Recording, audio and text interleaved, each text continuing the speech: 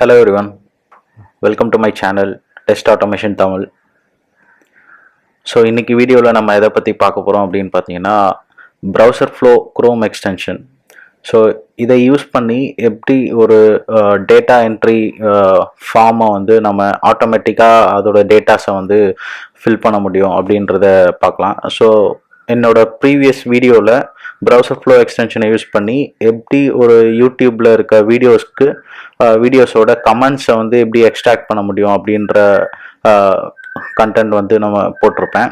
So தேவைப்படுறவங்க அந்த video நீங்கள் ரெஃபர் பண்ணிக்கோங்க. ஸோ நான் அதோட லிங்க்குமே நான் வந்து ஷேர் பண்ணுறேன்.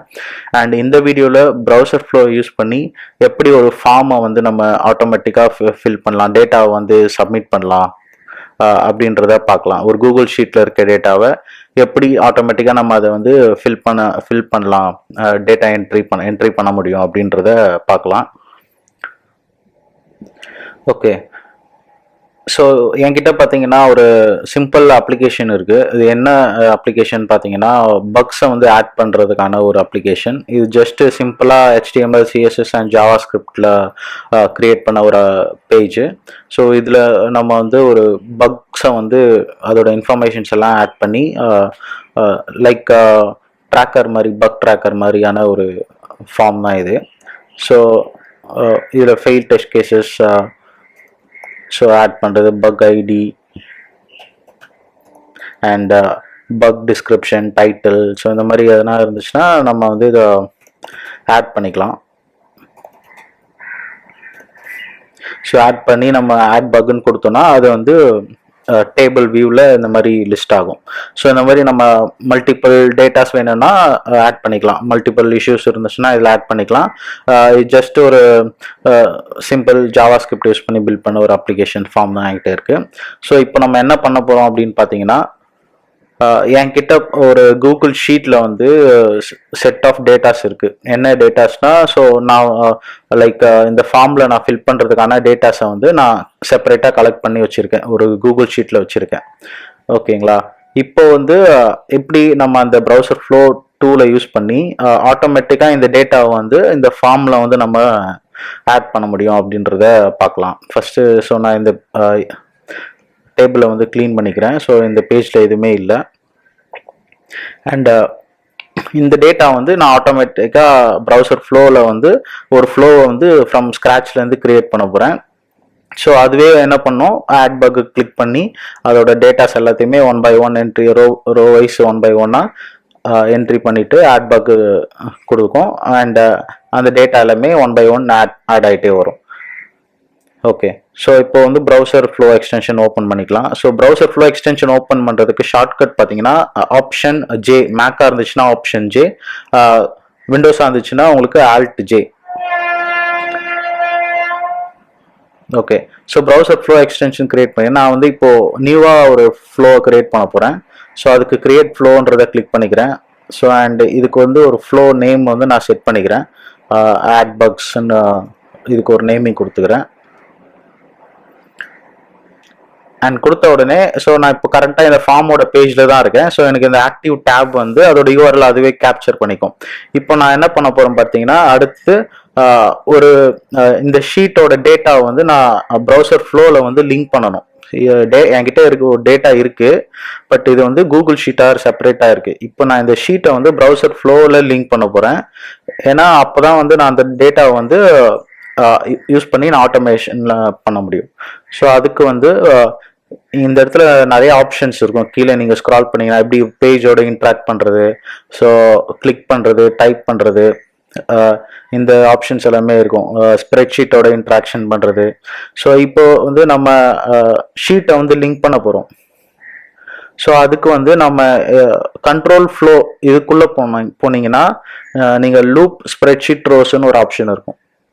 ஸோ இதை கிளிக் பண்ணிவிட்டு இதை கிளிக் பண்ணிங்கன்னா உங்களுக்கு இந்த மாதிரி ஆப்ஷன்ஸ் எல்லாம் செட்டிங்ஸ் காட்டும். ஸோ இந்த இடத்துல ஷீட்டு இருக்கும். இங்கே கிளிக் பண்ணி நீங்கள் வந்து இந்த கூகுள் ஷீட்டை ஃபஸ்ட்டு லிங்க் பண்ணணும். ஸோ நான் இதை கிளிக் பண்ணி இந்த இடத்துல எம்டியாக இருக்குது. இப்போது நான் இந்த ஷீட்டை கனெக்ட் பண்ண போகிறேன். ஸோ இங்கே கனெக்ட் ஷீட்டுன்னு கொடுத்தீங்கன்னா இது ஒரு கூகுள் அக்கௌண்ட்ஸ் கூகுளோட ட்ராப் டவுன் காட்டும். உங்கள் சிஸ்டம் ப்ரௌசரில் நீங்கள் லாகின் பண்ணியிருக்க அக்கௌண்ட் லிஸ்ட் எல்லாமே இதில் ஆட் ஆகும். ஸோ இதில் வந்து ஆல்ரெடி என்னோட இமெயில் லிஸ்ட்டாக இருக்குது. ஸோ என்னோட கூகுள் அக்கௌண்ட்டை வந்து நான் லிங்க் பண்ண போகிறேன். ஸோ அந்த ஷீட்டை வந்து நான் லிங்க் பண்ணுறதுக்காக ஸோ நான் என்னோட கூகுள் அக்கௌண்ட் சூஸ் பண்ணிட்டேன். ஸோ ஸ்ப்ரெட் ஷீட்டை வந்து நான் இப்போ செலக்ட் பண்ணணும். ஃபர்ஸ்ட் என்கிட்ட ஆல்ரெடி ஸ்ப்ரெட் ஷீட் கிரியேட் ஆகிருக்கு. ஸோ நோன் பக்ஸ்ன்னு ஒரு ஷீட் இருக்குது. ஸோ அதனால நான் இந்த ஷீட்டை வந்து லிங்க் பண்ண போகிறேன். ஸோ செலக்ட் ஸ்ப்ரெட் ஷீட் கொடுக்குறேன். இன்னொரு டயலாக் பாக்ஸ் ஓப்பன் ஆகுது. Again select spread sheet.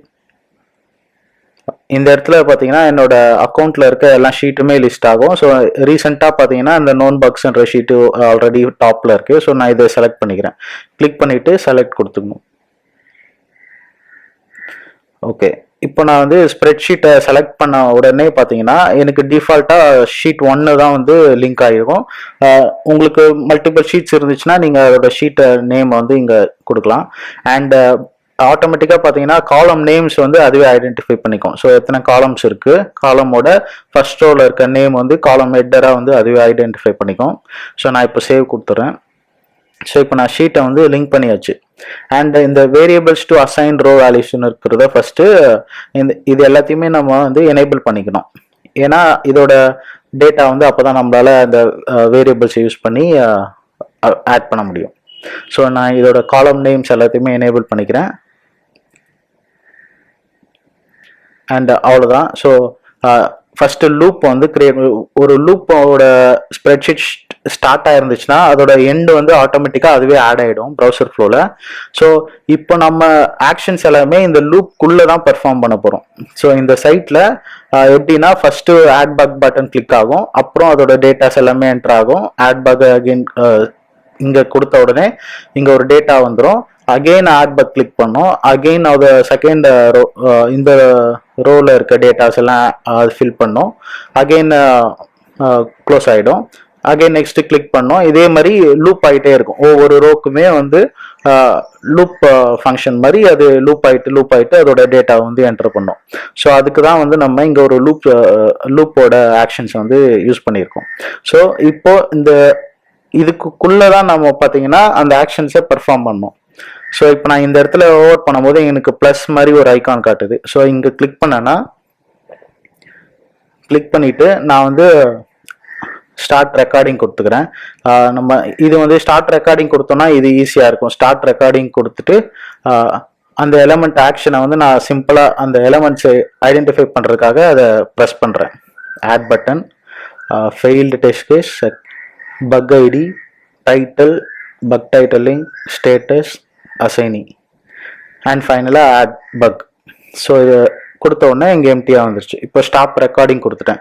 நான் ஏன் இதை எம்டியாக ஜஸ்ட் கிளிக் பண்ணேன்னா ஆட்டோமேட்டிக்காக அதோட செலக்டார்ஸை வந்து அதை ஐடென்டிஃபை பண்ணிக்கும். இங்கே பார்த்தீங்கன்னா தெரியும் இந்த லூப்குள்ளே நான் கிளிக் பண்ண ஒவ்வொரு ஆக்ஷனுமே அது ஒவ்வொரு செலக்டாரை ஐடென்டிஃபை பண்ணியிருக்கோம். ஸோ அதனால தான் நான் வந்து ஸ்டார்ட் ரெக்கார்டிங் கொடுத்து அதோட செலக்டார்ஸை ஆட்டோமேட்டிக்காக எடுத்துக்கிட்டேன். உங்களுக்கு சிஎஸ்எஸ் செலக்டர்ஸ் பற்றி மேனுவலாக தெரியும் அப்படின்னா நீங்கள் வந்து அந்த எலமெண்ட்ஸ்க்கான செலக்டர்ஸை நீங்கள் ஐடென்டிஃபை பண்ணி நீங்கள் இன்சர்ட் பண்ணிக்கலாம். இந்த ஃபீல்டில் நீங்கள் இன்சர்ட் பண்ணிக்கலாம். இல்லைனா நீங்கள் ரெக்கார்டிங்கை கிளிக் பண்ணிவிட்டு அந்த எலமெண்ட்ஸ் மேலே கிளிக் பண்ணிங்கன்னா ஆட்டோமேட்டிக்காக அதோட செலக்டர்ஸ் வந்து ஆட் ஆகிடும். ஓகே, ஸோ இப்போ நான் அந்த ஃபார்மோட எலமெண்ட்ஸ் எல்லாம் நான் கிளிக் பண்ணி அதோட செலக்டர்ஸ் ஐடென்டிஃபை பண்ணிட்டேன். இப்போ நான் அடுத்து என்ன பண்ண போறேன்னா ஃபர்ஸ்ட் இது ஆட் பக் பட்டன் கிளிக் பண்ணோம். அடுத்தது உள்ள வந்து ஃபெயில்டு டெஸ்ட் கேஸோட டேட்டாவை என்டர் பண்ணோம். ஸோ ஃபெயில் டெஸ்ட் கேஸோட ஃபீல்டை கிளிக் பண்ணிருச்சு. அதுக்கப்புறம் நான் வந்து அந்த டேட்டாவை டைப் பண்ணோம். ஸோ அதுக்கு நான் வந்து டைப் ஆக்ஷன்ஸை வந்து இதுல இருந்து யூஸ் பண்ணிக்கிறேன். ஸோ டைப்னு சர்ச் பண்ணீங்கன்னா டைப் டெக்ஸ்ட்னு ஒரு ஆக்ஷன் வரும். அதை கிளிக் பண்ணிக்கோங்க. ஸோ இந்த இடத்துல டைப் டெக்ஸ்ட் ஆட் ஆயிடுச்சு. இந்த டெக்ஸ்ட் பாக்ஸில் அந்த வேரியபிள், அதாவது ஃபெயில்டு டெஸ்ட் கேஸில் நம்ம என்ன டேட்டாவை கொடுக்கணும் அப்படின்ற ஒரு வேரியபிள் வந்து லிங்க் ஆகிருக்கும்ல ப்ரௌசர் ஃப்ளோவில், அந்த வேரியபிளை ஆக்சுவலாக இங்கே ஆட் பண்ணோம். ஸோ வேரியபிளை எப்படி ஆட் பண்ணோம்னு பார்த்தீங்கன்னா இந்த $, இதை ஆட் பண்ணிங்கன்னா உங்களுக்கு அதுவே ட்ராப் டவுன் லிஸ்ட்டில் வந்து மொத்த வேரியபிள்ஸுமே லிஸ்ட் ஆகும். ஸோ இந்த இடத்துல நான் ஃபெயில்டு டெஸ்ட் கேஸோட வேரியபிளை ஆட் பண்ணோம். So fail test case choose பண்ணிட்டேன். அண்ட் இப்போ வந்து ஃபெயில் டெஸ்ட் கேஸ் கிளிக் பண்ணி அதை டைப் பண்ணோம். அகைன் என்ன பண்ணோம், பக் ஐடியை கிளிக் பண்ணி டைப் பண்ணோம். ஸோ அகைன் நான் பக் ஐடிக்கு அடுத்தது ஒரு டைப் டெக்ஸ்ட்ன்ற ஆக்ஷனை வந்து நான் யூஸ் பண்ணிக்கிறேன். இந்த இடத்துலயுமே நான் வேரியபிளை செட் பண்ணோம். இங்க வந்து பக் ஐடியோட வேரியபிளை செட் பண்ணோம். அகைன் அடுத்தது டைட்டிலுக்குள்ள போகும். இந்த ஃபார்ம் நான் சைடில் ஓப்பன் பண்ணி வச்சுக்கிறேன். First fail test case click பண்ணி டைப் பண்ணோம், அடுத்தது பக் ஐடியை கிளிக் பண்ணி டைப் பண்ணோம், அடுத்தது டைட்டிலை கிளிக் பண்ணி டைப் பண்ணோம். ஸோ இப்போ பக் ஐடி கிளிக் பண்ணி டைப் பண்ணோம், டைப் டெக்ஸ்ட் ஆட் பண்ணியாச்சு. அடுத்தது டைட்டிலுக்கு அப்புறம் நம்ம ஒரு டைப் டெக்ஸ்ட் ஆட் பண்ணோம். இப்போ இந்த இடத்துல வேரியபிள் டைட்டில்ன்றத சூஸ் பண்றேன். அகைன் பக் டிக்கெட் லிங்க்கு அப்புறம் இன்னொரு டைப் டெக்ஸ்ட்ன்றதை ஆட் பண்றோம். இந்த இடத்துல பக் டிக்கெட் லிங்க்ன்ற வேரியபிளை சூஸ் பண்றேன். And status,